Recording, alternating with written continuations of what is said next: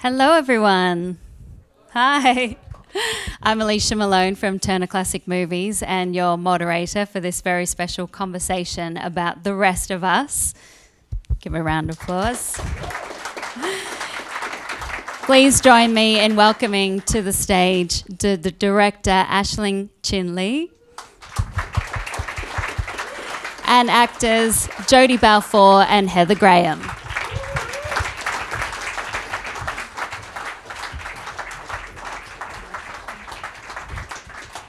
Thank you guys for joining us.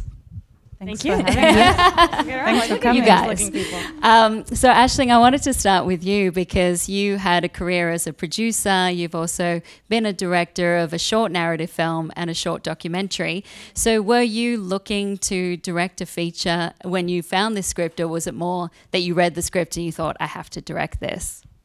It was a little bit of a combination of both. So I had been a producer based in Montreal, Canada for, it's been about 15 years now or so. But about 4 years ago, I wanted to switch out of doing independent films as a producer and into writing and directing and focusing my energies on that. So I'd been in the middle of writing what was supposed to be my debut feature film, like this very personal film that I had funding for, I had backing for and everything like this, but I was still working on the script and doing a polish on it when The Rest of Us when my friends Katie Nolan and Lindsay Tapscott are the producers of Babe Nation Film. They had this script, The Rest of Us, and I read it and I just loved it and asked, I was like, well, if you are still looking for a director, let me talk to you about the things I would like to do to this film. So it ended up in a really wonderful and serendipitous way that this movie that I really felt so much connection to the characters but didn't write the screenplay myself ended up being my feature debut, and I'm so grateful that that's what happened. Could you see the cinematic possibility straight away when you read the script? Could you see the story in your head and who might play those characters? I definitely could see the characters right away. Like, I understood these women, and I think for the most part, I end up putting myself into the shoes of the characters that I'm watching on screen, or that I'm writing, or that I'm envisioning on how I would bring something to them. So I literally saw just little tiny versions of me in like Tallulah and and Rachel and Cami and Aster, and then of course like you start like putting together like your who could play this, who could bring something amazing to these characters and kind of bring the life into the words and into these moments. And and I got to work with some amazingly fantastic, talented women, so I was really, really lucky about that. So yeah, Heather, for you, Cami is such an interesting character. She keeps a lot close to her chest. What excited you when you first read the script? Was there anything new, a new challenge for you that you saw there? I really like the script. I mean, of course, it's wonderful to work with a female filmmaker and to tell a story. It's written by a woman. We had female producers, Aisling, female co-stars. It's really great to just tell a female-driven story. I liked how complicated the character was. And Aisling really, I loved how she shot it she used no lights. It was all just natural, available light. And I feel like she had a cool realness to what she wanted, and just her whole personality. She really relaxes you as an actor, and you feel you can really get a reality from it. Being that you had recently directed your first film, were you excited to work with another first-time feature director? Yeah, I mean, we were talking backstage about how, much we want to see more female filmmakers and how important it is. I think for the culture, it's just wonderful to see things from a female point of view. So I love directing, and I love supporting female filmmakers because I think our side of the story needs to be told. Yeah. And you see that, in the character of Rachel, that this character is one that would be an easy villain in other movies, but here she's got much more layers to her. So can you talk about your experiences first reading the script? Yeah, for sure. It's definitely a huge part of what was a draw for me, which is sort of the unpacking of what's usually such a predictable archetype. The other woman, the mistress, the home wrecker. and that was so, it was not devoid of those sort of like markers of that archetype, but then we get to, I feel like the whole second half of the film, we really get to excavate more of who this woman is, and for me as a human, just getting to live inside of that point of view, I think is really interesting, having not experienced something like that myself. But that's what I loved about the script in general. I felt like Alana did that with all the characters. You know, what you first meet is not the person you end up with at the end of the film, in many respects. Yeah. And what was your journey like in order to be cast for this film? A very traditional one, a self-tape in my best friend's office, and then a really awesome, lengthy chat with Ash over Skype and the producers. And a bit. We nearly missed our first. We did. Well, not the tape, but like our first like Skype audition, because I was on the East Coast and you were here, and so we got sent the wrong time, and we were like, right. So we nearly didn't meet up, and I was like, Classic. I don't think she wants to be in this movie. Yeah. I was playing hard to get. After sending an audition. A very, very traditional pathway. Yeah. Did you and Jodi have time to meet and work on this kind of relationship, because your characters have such a history right off the bat? We didn't have rehearsals per se, but we did. Aisling had a really beautiful house in Lake Country in Canada, and we would all go and hang out in her backyard, which was a lake, basically. We had a lot of barbecues, and we started hanging out and went shopping together to the organic We bonded over coconut yogurt. Well, Jodi, you know, the dynamic is so interesting between your two characters and between the other characters that you interact with. What were you excited to play in terms of the female relationships that are explored here? Yeah, all of them. I feel like they're all so specific and unique. I'm not a mom, and so I was very interested in that challenge. I'm really unsure of whether I could pull that off, to be honest, because I think that is such a specific experience. So I was really interested in that. And Abby, as you all just witnessed, is just like a tiny miracle of a human being. So that was turned out not to be so hard to bond with her and to fall in love with her. And then, really unpacking this like supposed female rivalry that we see so much of, and finding the human story within it and their common ground versus what sort of sets them apart. And then working with Sophie too, I've been a fan of hers for a long time, was just really exciting. Because within these four main characters, you have, I think I was trying to count like maybe 12 different relationships that are happening with the two mothers, the two daughters, the mothers and the different daughters. So can you talk about, Aisling, working with the actors in order to convey all those nuances of the relationships? Yeah, I think that, because we essentially moved to a small town in northern Ontario in Canada, and I lived in a lovely cottage on a lake with my costume designer's also a good friend of mine, and you guys were not too far. And since we were the ones that weren't from there, like we're not from Ontario, from Toronto, so we were kind of there for 2 months straight, you know. So we spent a lot of time talking through the characters, and I think and talking through their journeys, you know, through their relationships with each other, but also what they're going through personally, and their stories of grief and tragedy, and understanding why they're placed in this space together, which is the catalyst of the death of a man that had kind of brought them together. So in understanding who they are in these moments of grief, and how they view each other, and to always kind of be observing each other and growing empathy towards the other woman, whether they're, you know, looking through each other's stuff, whether they're, you know, going through their clothes or going through their records or something like that, and having these personal moments where they're able to kind of spend time understanding the perspective of the other woman, or the other daughter, or the other mother, you know, like there's something really interesting in the daughter switch, you know, that happens in this film too, you know, and it happens very organically, where Tallulah gravitates towards Cami, you know, because she's curious about this woman that she's heard of or knows something about, and makes these children's books and everything like this, and then Cami gets to like live this, you know, this like nurturing dream that she wants to have, that her, you know, her teenage daughter is not having any of anymore, who like then starts gravitating towards Rachel, this woman that they're going through kind of this similar sort of like anger and frustration and being lost in a kind of a coming of age situation. So I think that in the conversations that we just had organically about the characters and the scenes, and because we played around a lot on set, you know, we did improvisation and we didn't turn the camera off, and we were able to like really, you know, we didn't rehearse, we didn't do marks, we didn't do anything like that. We just shot everything, and it was just like, okay, there's nothing, we're not going to do anything wrong here. Like everything can be tried, everything can be experimented with, and I think that opened up, at least for me anyway, in figuring out what the truth is behind the scene, like where we can kind of find those relationships in the fact that we can just keep doing this repetition.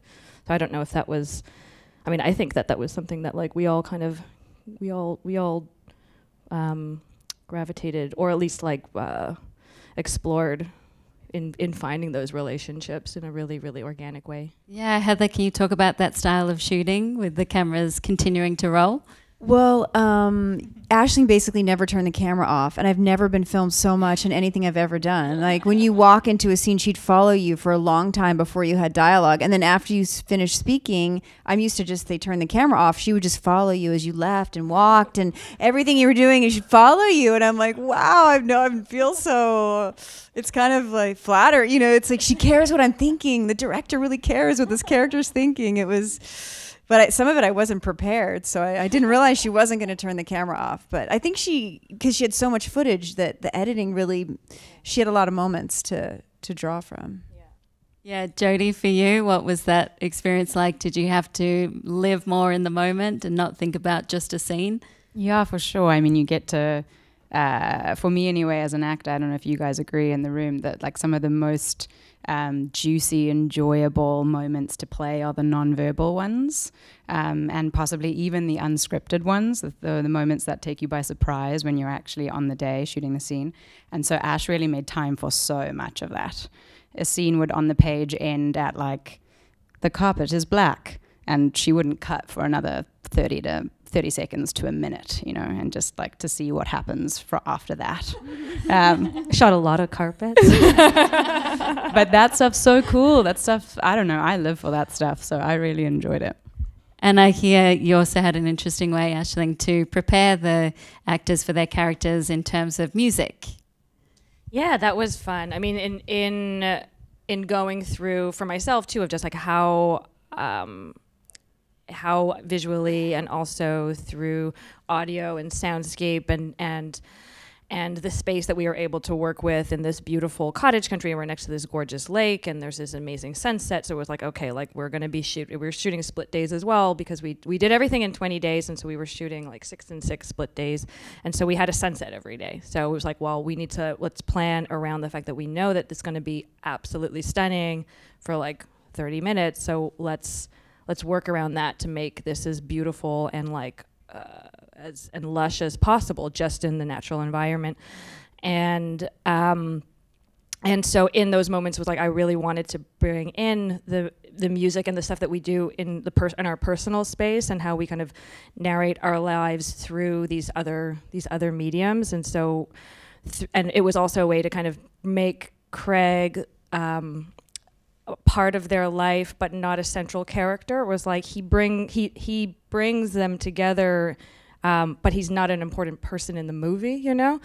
But he, you know, there's the song, the "Hooray for the Riff Raff" song. So I put that into the film, which was this beautiful song about, you know, it's the one that plays when that we see the record, and that's playing at the funeral. It's also we see Rachel sing it. It's also when the ashes are spread, and it's about like, you know, letting someone free and letting someone go and moving on. And it's about these tangible, you know, things. It's about the earth. It's called the Junebug Waltz, and it's about all of these different things. And it's such a beautiful song. So I wanted that to kind of flow through each of the characters. And Tallulah has her Babette song, you know, the fun the fun like old timey song that we have, and then there's another song that also plays during the credits. It plays 3 times, and it occurs every single time that Cami or somebody makes a decision in an interesting way, but plays very subtly, so that the characters are actually they're the DJs of the soundtrack, so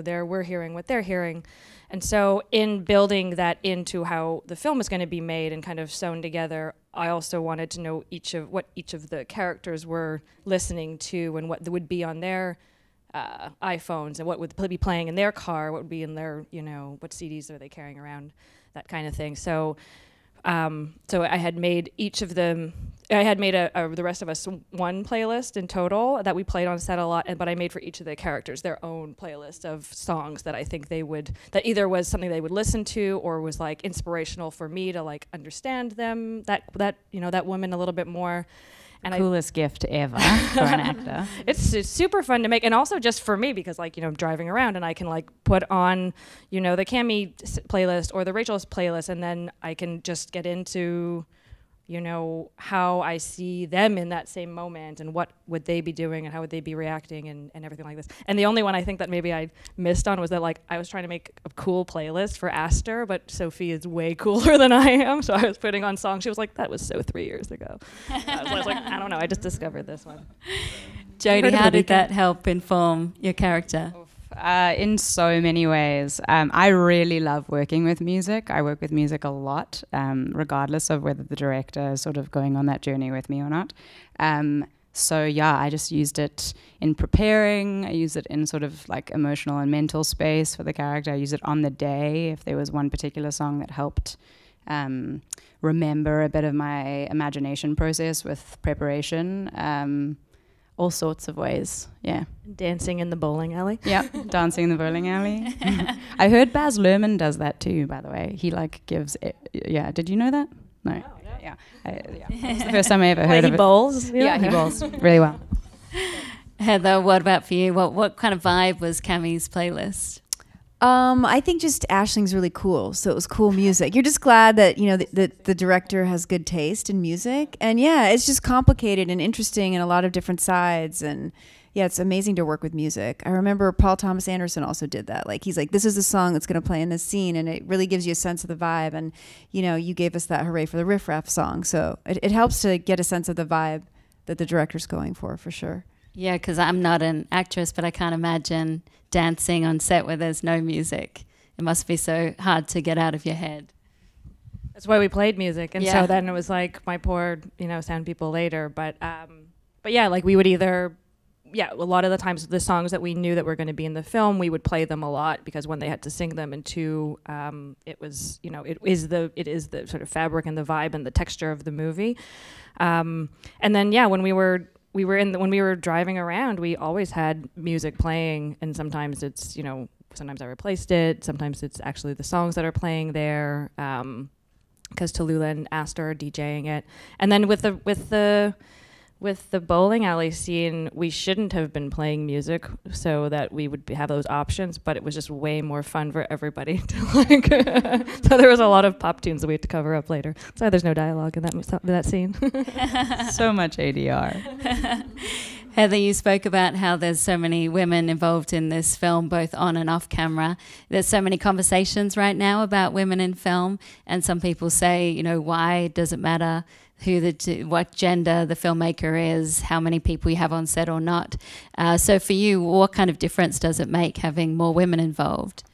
Well, I think growing up as a woman in the film business, we're so used to watching movies that are told from a male point of view that it's almost an unconscious bias we have against ourselves. It's like we see ourselves as a supporting character in life, and just thinking that we can tell stories that are where we, the women, are the central character. It's just a whole different way of looking at life. I think I definitely grew up feeling like I wanted to get the attention of a male director to hire me, or to people please people. And I think just doing a story from a female point of view with your peers, women, it's more about like, these are our stories that we want to tell. It feels more empowering. Yeah, Jodi, is that the same for you?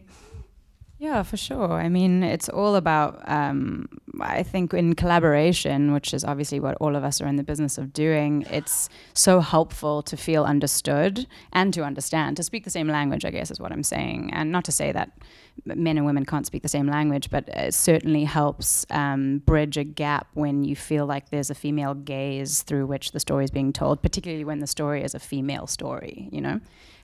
So yeah, I mean, it's always wonderful to work in that kind of community, and I'm so glad it's starting to happen more and more.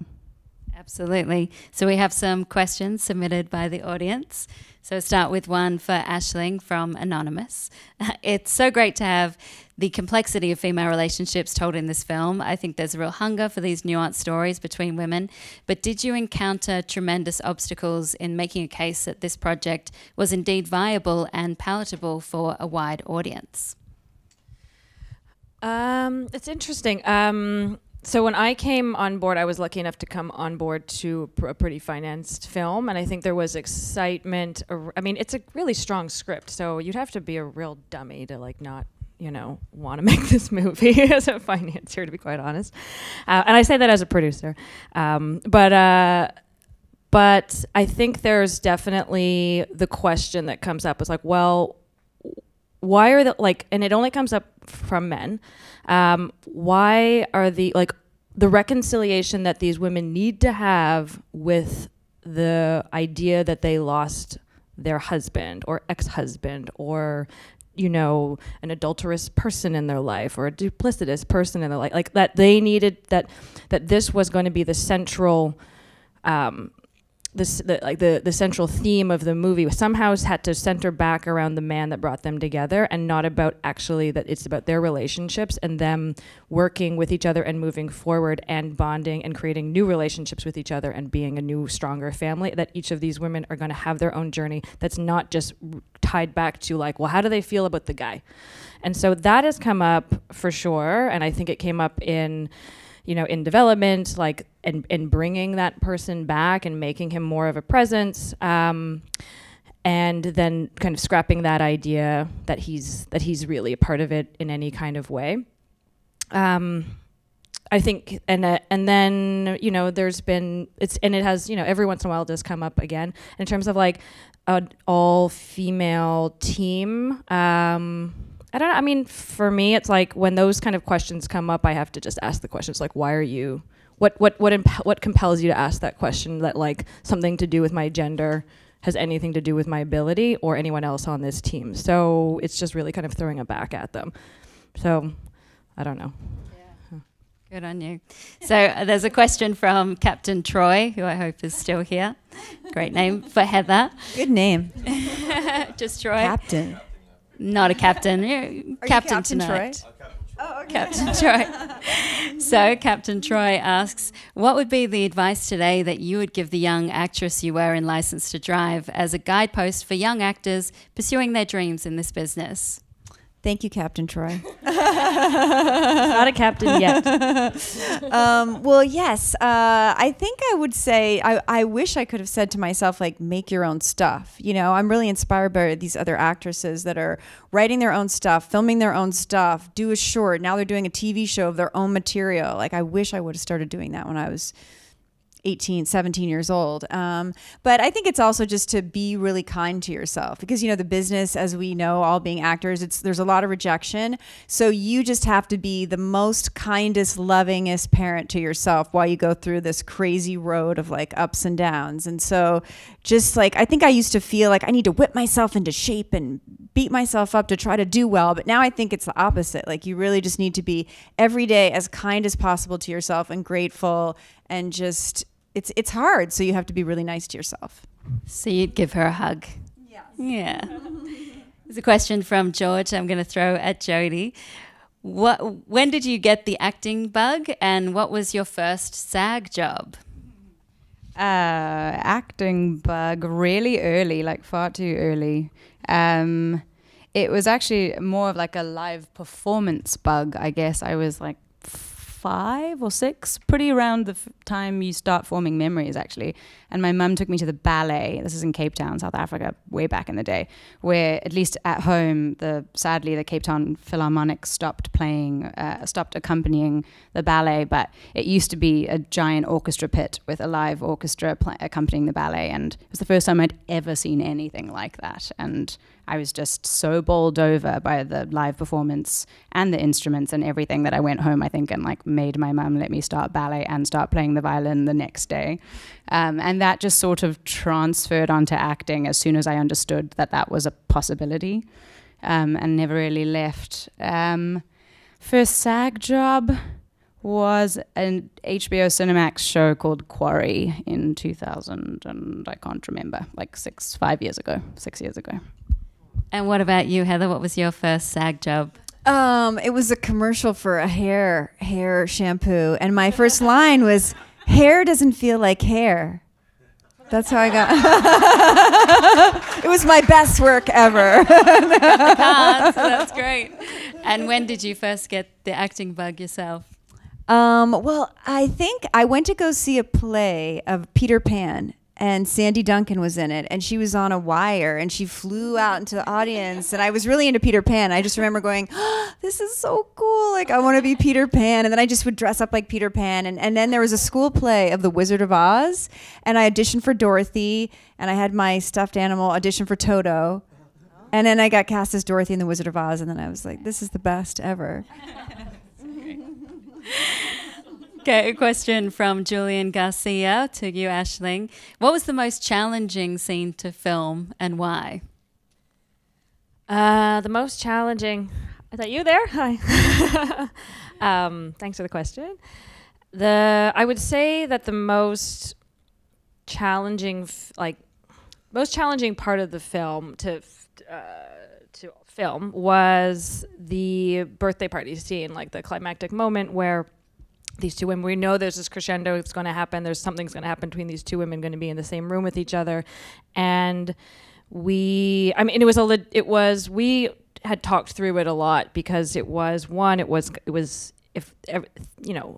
lot of the film was going to live or die on this moment, like having all of the impact these women, like, the betrayal isn't about like the betrayal of this man. The betrayal is like these two women have now become friends, they've become family, and it's like they don't want something to break them up, and so to find these things out, and that's where it's like, we get to the scene, it's like, well, can we just call it even, like let's just not deal with this anymore because we have something of our own, but to get there where they have this like explosive, like cathartic moment in a kind of way, and there were so many logistical things going on because there was the birthday party, it was the birthday party, it was the cake was going on fire.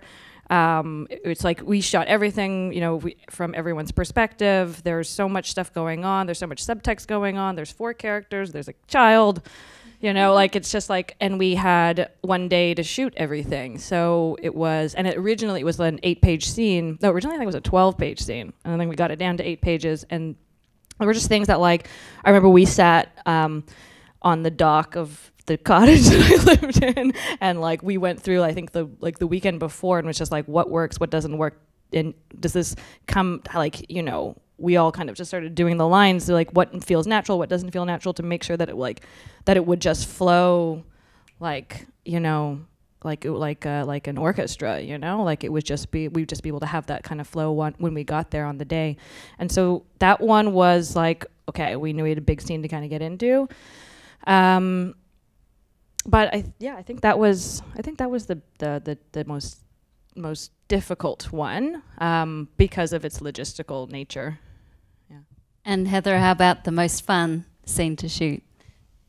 Well, I loved how Aisling had the water being a character in the movie. So we were always around water, and it was beautiful, like to be at the beach. And my house was amazing, right? I want that house. It sort of ruined me for my house. I'm like, I need to get the house like her house in this movie, So yeah, it was just, we had so many beautiful locations. We were always surrounded by water. And I love how she filmed the car stuff too, like in the rear view mirror, and you weren't really seeing people. You were just kind of seeing a little piece of them. But yeah, the location was amazing.